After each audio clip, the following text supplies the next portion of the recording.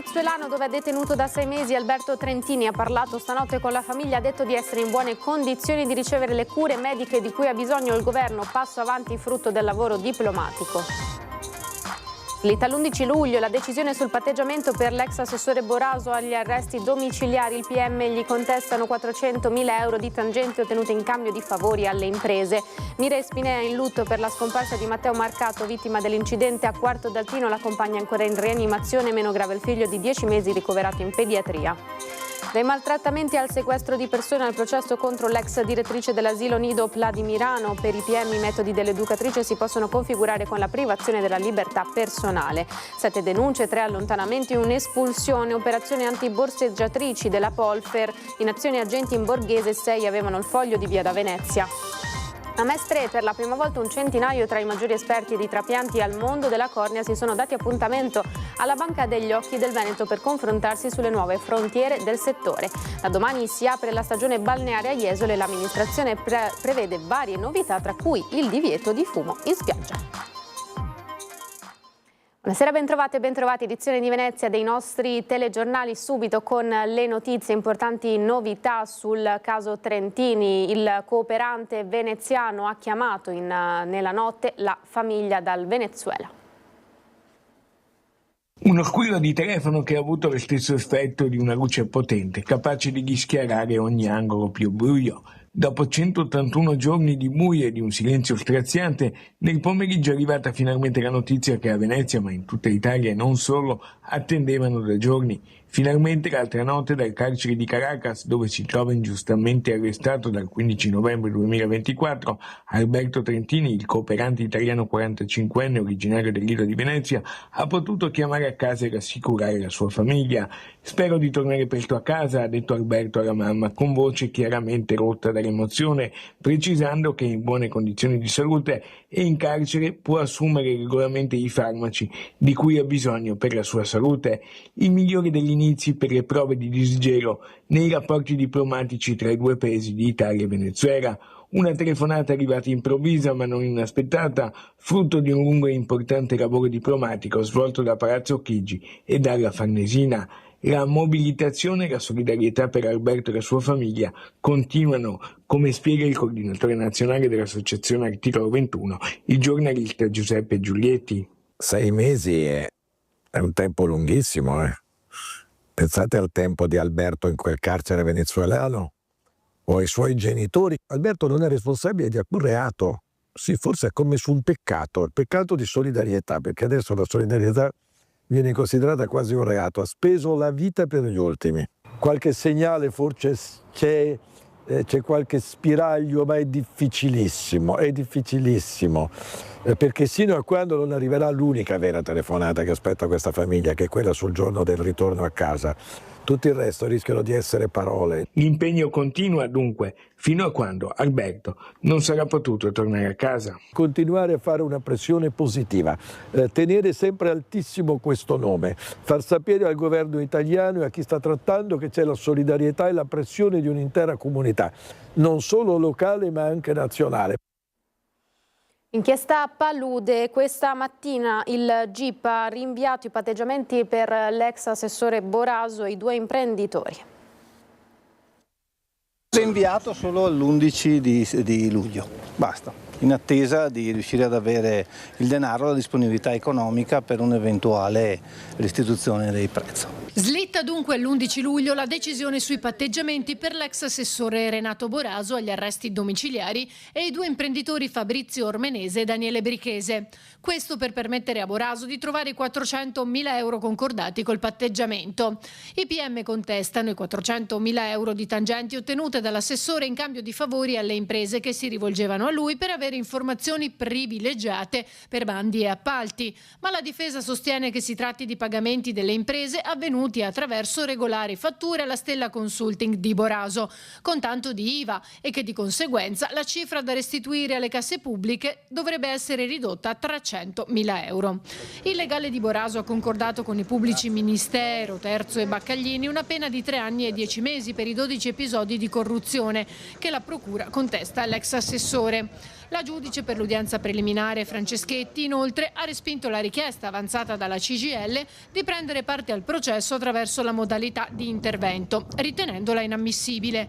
Anche le parti offese, Comune, Città Metropolitana, VM e Casinò, si sono opposte alla richiesta del sindacato. Intanto sembra essere sempre più lontana l'ipotesi di una maxi udienza palude per riunire in un unico filone i patteggiamenti e le 34 richieste di rinvio a giudizio avanzate dalla Procura, in primis quella nei confronti del sindaco Brugnaro. Le parti non hanno ancora ricevuto notizia sulla data dell'udienza preliminare, che potrebbe svolgersi anche in autunno. Esclusa la possibilità di partecipare al processo attraverso la modalità intervento nell'ambito dell'inchiesta palude, la CGIL replica: noi ci fermiamo. In tribunale abbiamo scoperto che a chiedere la nostra esclusione dal procedimento che riguarda l'assessore Boraso e altri indagati sono stati, oltre agli indagati stessi ovviamente, il Comune, la Città Metropolitana, AEVM. Quindi probabilmente su indicazione del sindaco di Venezia la CGIL deve essere esclusa da questi procedimenti perché non c'è l'interesse di tutelare quei lavoratori che sono stati offesi, definiti fannulloni, nulla facenti, incapaci, responsabili dei disservizi dell'amministrazione. La CGIL, rappresentata dall'avvocato Marco Ferrero, aveva chiesto la possibilità di partecipare al processo attraverso la modalità di intervento, ma le parti si sono opposte. L'intervento è un meccanismo che consente la partecipazione di un terzo a un processo per far valere i propri interessi e assicurare una maggior completezza ed equità del giudizio. Il sindacato aveva fatto questa scelta perché rappresentante appunto degli interessi di molti lavoratori dell'amministrazione comunale e delle partecipate, spiega Giordano. Brugnaro vuole in tutti i modi allontanare l'unico sindacato scomodo, quello che ha contestato le scelte di questa amministrazione, quello che ha contestato come venivano utilizzate le risorse pubbliche, e lo fa dentro al procedimento che riguarda il suo assessore, l'assessore Boraso. Ma noi non ci fermiamo, non ci arrenderemo, ripresenteremo le carte nell'eventuale processo che riguarderà il sindaco e i suoi più distretti collaboratori, perché deve essere fatta trasparenza e giustizia nell'interesse dei lavoratori dell'amministrazione, delle partecipate come quelle di AVM, di ACTV e di tutti i cittadini onesti della città di Venezia. Mira e Spinea in lutto per la scomparsa di Matteo Marcato, vittima dell'incidente di ieri a Quarto d'Altino. La compagna è in rianimazione, il bimbo di 10 mesi ricoverato in pediatria. La mamma è ricoverata in rianimazione all'ospedale dell'Angelo di Mestre. La situazione è grave perché presenta traumi seri, ma non sarebbe in pericolo di vita. Suo figlio, di appena 10 mesi, è invece ricoverato in pediatria. Le sue condizioni non destano particolari preoccupazioni. Entrambi sono reduci dal drammatico incidente stradale in cui invece ha perso la vita Matteo Marcato. Il 34enne è deceduto sul colpo mentre tornava in macchina dal mare con la sua famiglia. Lo scontro frontale con un mezzo pesante in territorio di Quarto d'Altino non gli ha lasciato scampo. Marcato lavorava come cuoco in un ristorante. Originario di Spinea, si era trasferito con la famiglia a Oriago di Mira. Oggi sono 2 comunità a piangere la sua scomparsa. Noi assolutamente siamo vicini alla famiglia. È stata una tragedia che ha colpito anche la comunità di Spinea, perché appunto Matteo aveva origini di Spinea, un ragazzo giovane, una vita spezzata a 35 anni e ancor più ha lasciato appunto moglie e un figlio, un bambino piccolo, quindi veramente è stata una notizia che ci ha sconvolto proprio come comunità. Una vera tragedia, quello che è successo ha scosso tutti. Credo che la nostra comunità è rimasta attonita. Come amministrazione esprimiamo la massima solidarietà e le condoglianze più sentite alla famiglia.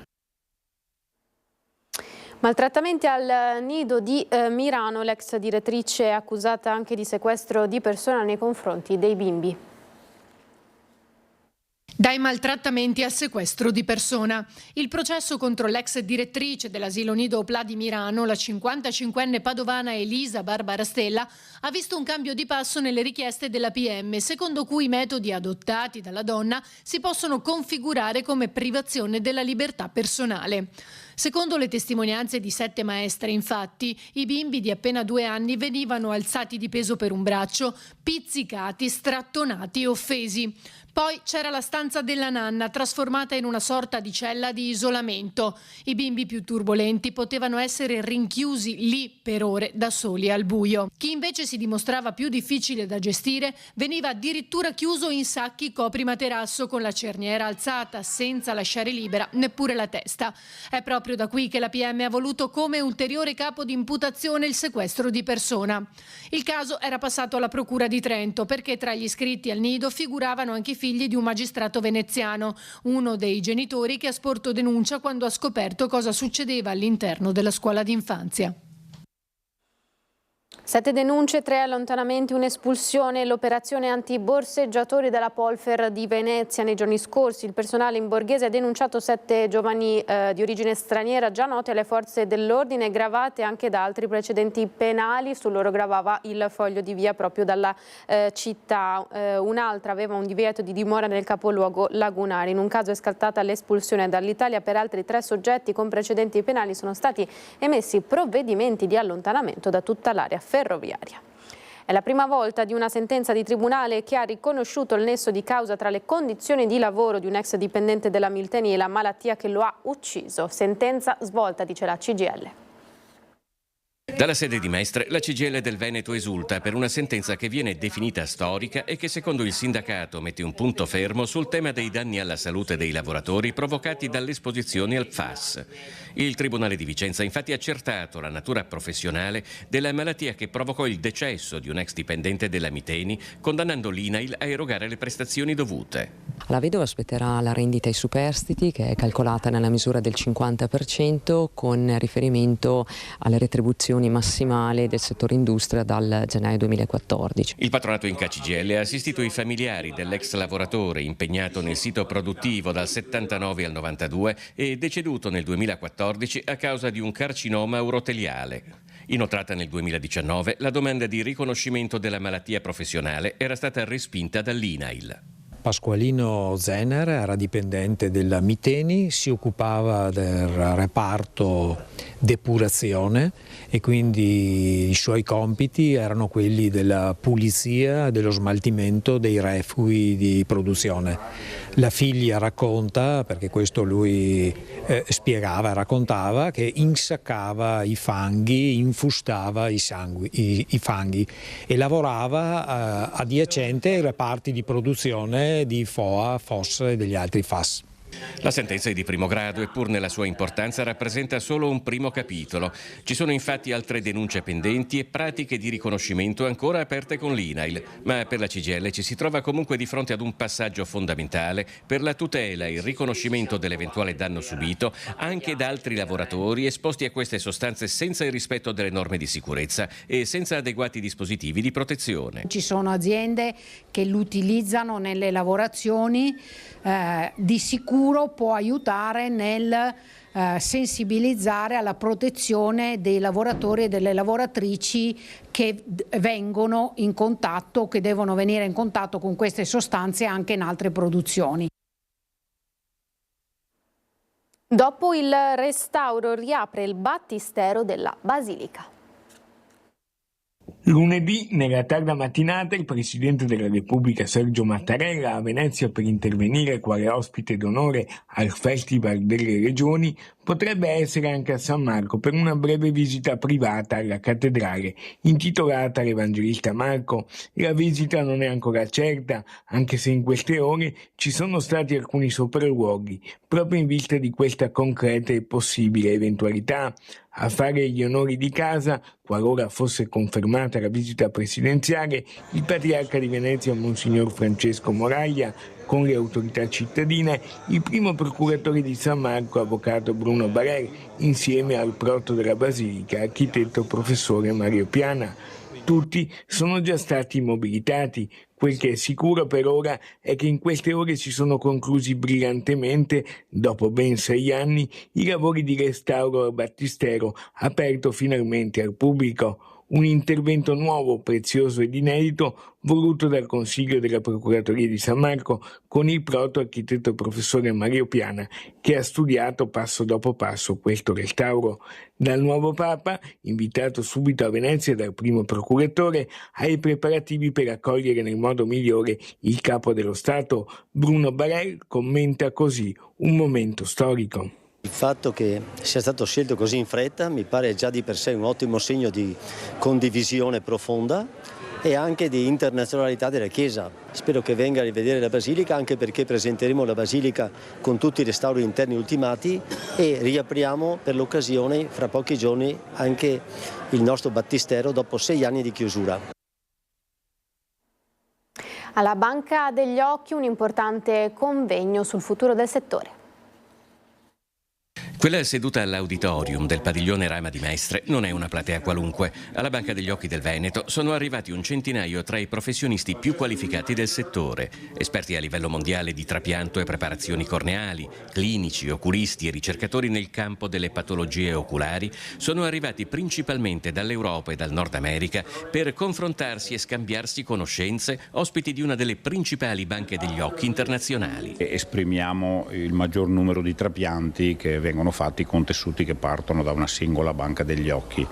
In termini di qualità direi che possiamo vantare ottimi risultati e in termini di ricerca forse siamo la banca degli occhi che investe di più in ricerca e sviluppo nel panorama europeo. È la prima volta che temi specifici vengono trattati in un consesso così esteso di esperti internazionali ed è un esperimento destinato a ripetersi. A testimonianza della vocazione internazionale della fondazione che ha sede a Mestre, il responsabile delle relazioni internazionali della Banca degli Occhi del Veneto e anche segretario della Società Europea Banche degli Occhi.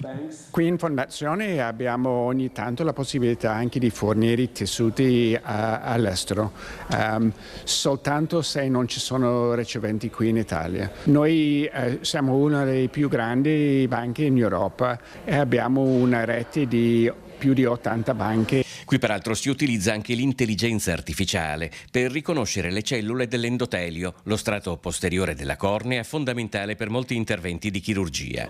Nel primo trimestre dell'anno, intanto, sono già stati effettuati 1261 trapianti di cornea. Nello stesso periodo i donatori sono aumentati del 5%. Le ricerche che stiamo portando avanti qui in Fondazione ha permesso di far sì che il chirurgo possa trapiantare solo alcuni strati di membrana di cornea, quindi alcune membrane della cornea e questo ha ridotto di tantissimo i rigetti nel paziente. Siamo nel torno all'1-2% di fallimenti. E domani riaprirà la stagione balneare a Jesolo. L'amministrazione prevede tante novità, tra cui il divieto di fumo.